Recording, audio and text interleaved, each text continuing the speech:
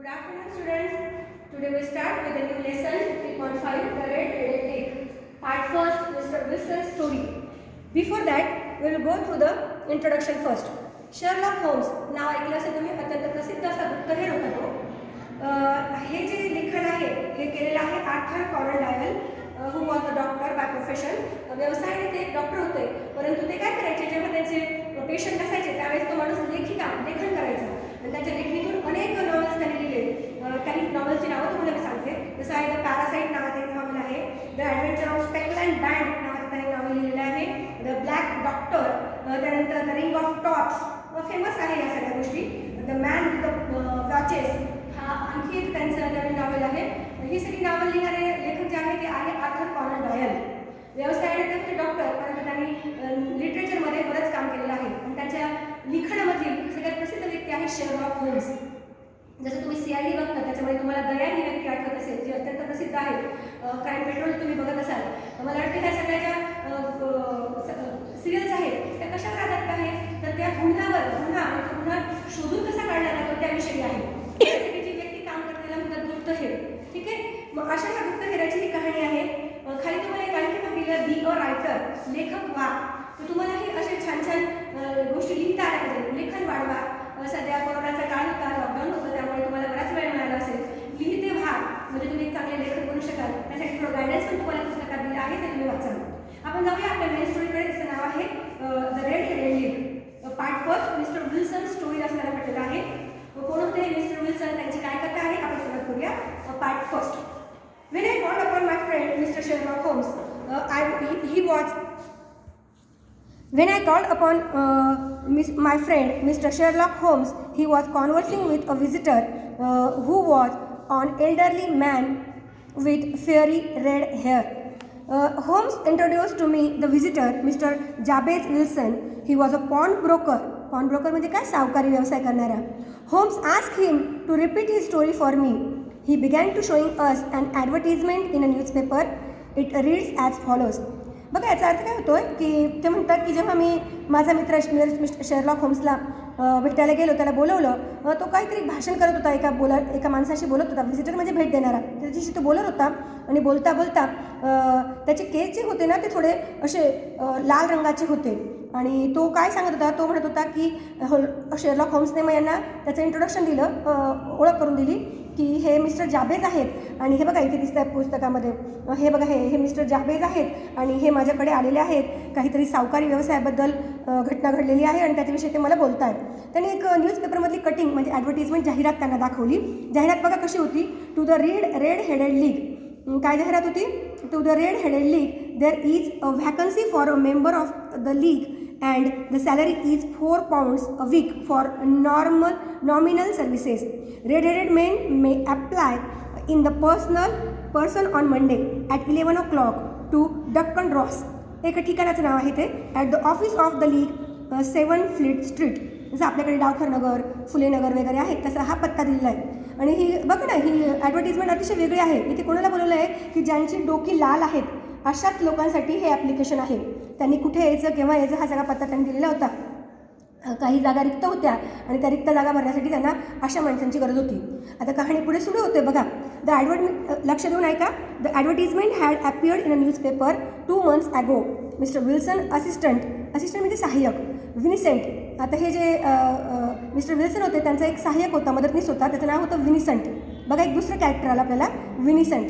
ठीक आहे, स्पॉल्डिंग त्याचं पूर्ण नाव. Had shown it to him, त्यांना दाखवलं. Mister Wilson like his assistant Spaulding, त्यांचा जो मदतनीस होता तो खूप आवडायचा.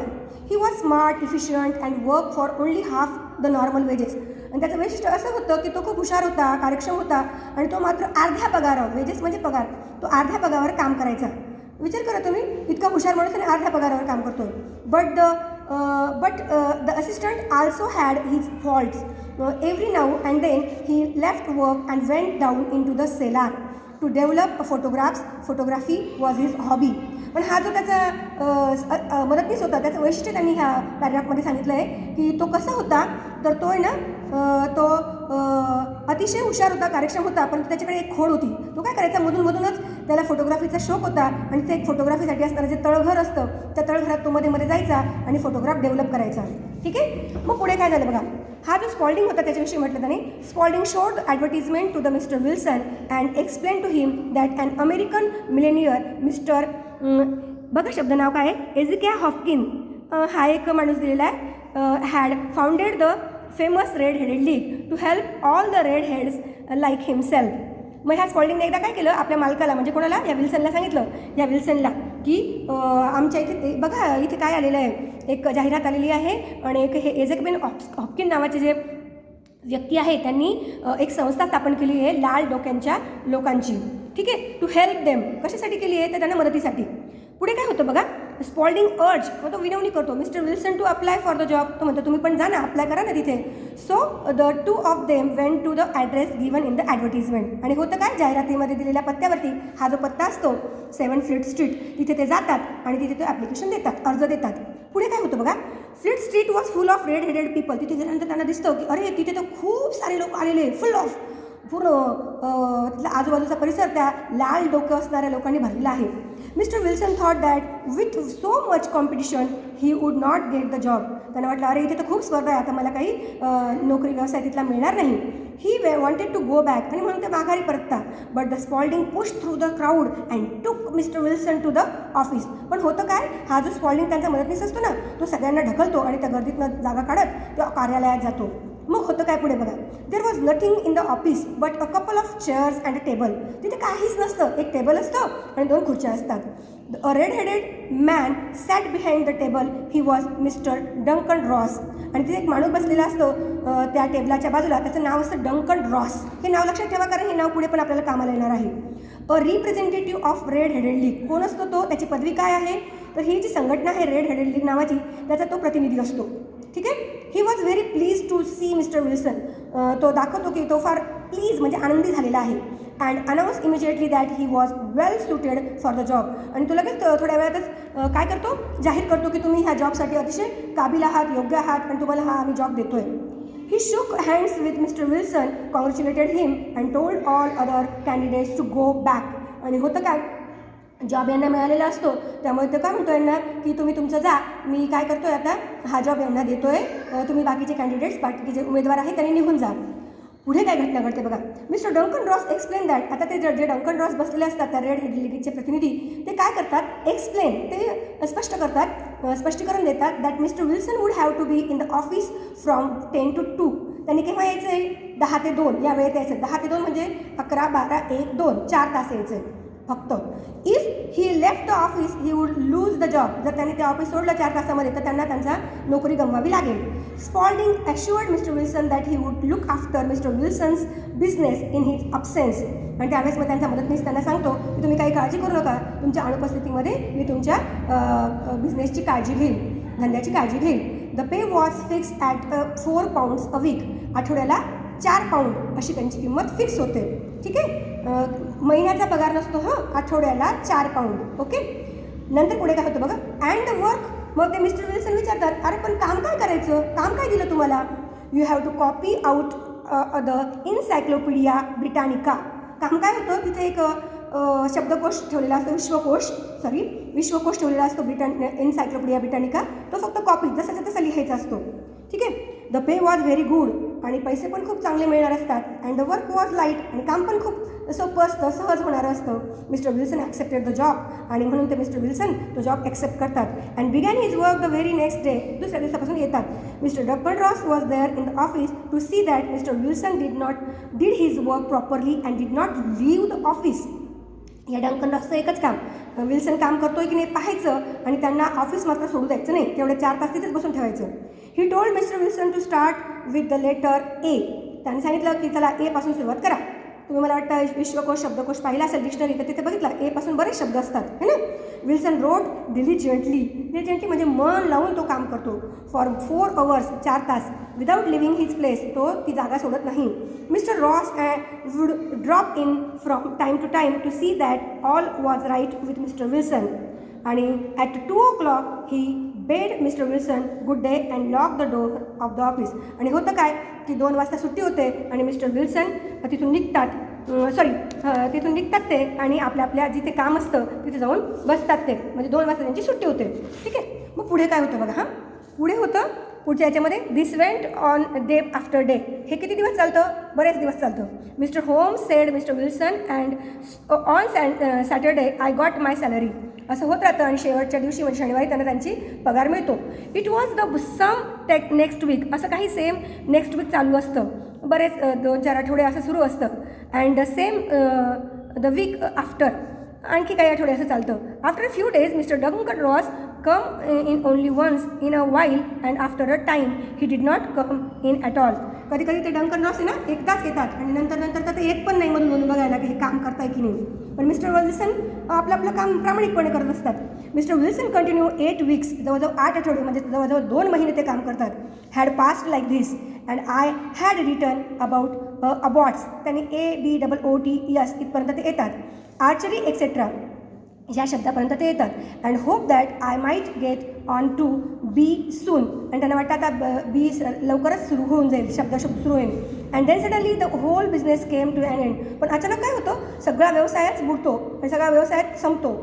To an end Holmes ask. आणि ते होम विचारतात, अरे असं कसं झालं, व्यवसाय कसं काय बंद पडला? Yes sir, the morning I went to my work usual at 10 o'clock but the door was shut and locked with a little note nailed on it. It said. ज्या दिवशी मी दुसऱ्या दिवशी जेव्हा तिथे गेलो तेव्हा तिथे एक खेळा लावलेला होता आणि खेळाला एक मेसेज ठेवलेला होता. दरवाजा बंद होता. मेसेज काय होता बघा, the red head league is dissolve. डिझॉल्वमध्ये विसर्जित केलेली आहे, बंद झालेली आहे, रद्द झालेली आहे. October 9, 1880 आणि तारीख टाकलेली असते. पुढे काय होतं बघा, आय शॉक. मला धक्का बसतो. I did not know what to do. काय करावं मला काही कळत नाही. Mister Wilson went on with his story. I made inquiries at the nearby offices, but none of them knew anything about the league.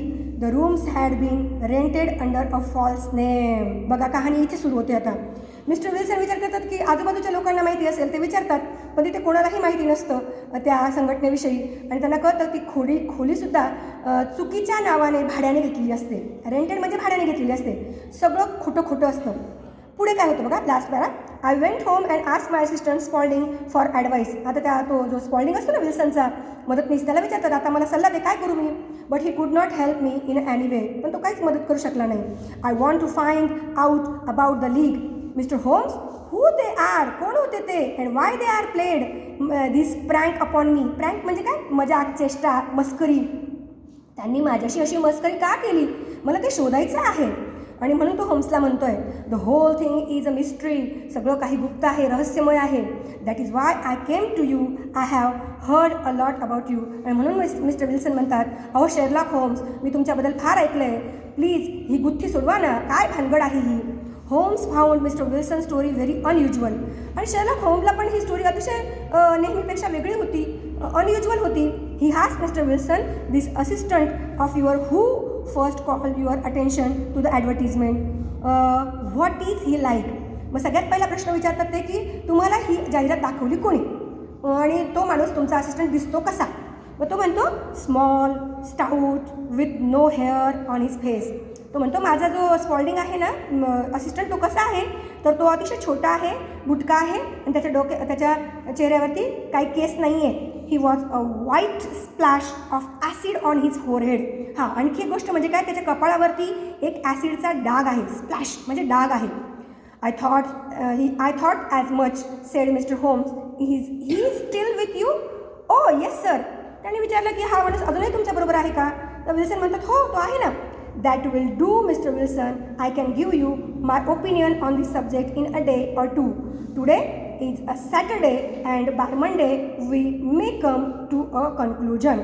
आणि ते म्हणतात आज शनिवार आहे, 1-2 दिवसात मी माझं मत तुम्हाला कळवतो आणि सोमवारी आपण याविषयी बोलूया. माझा निष्कर्ष मी तुम्हाला सांगतो. इथे पार्ट फर्स्ट संपतोय. आपण नेक्स्ट व्हिडिओमध्ये पार्ट सेकंड बघूया. त्याच्या अगोदर एक लँग्वेज स्टडीचा भाग बघूया. धन्यवाद. पुन्हा भेटूया नेक्स्ट व्हिडिओमध्ये.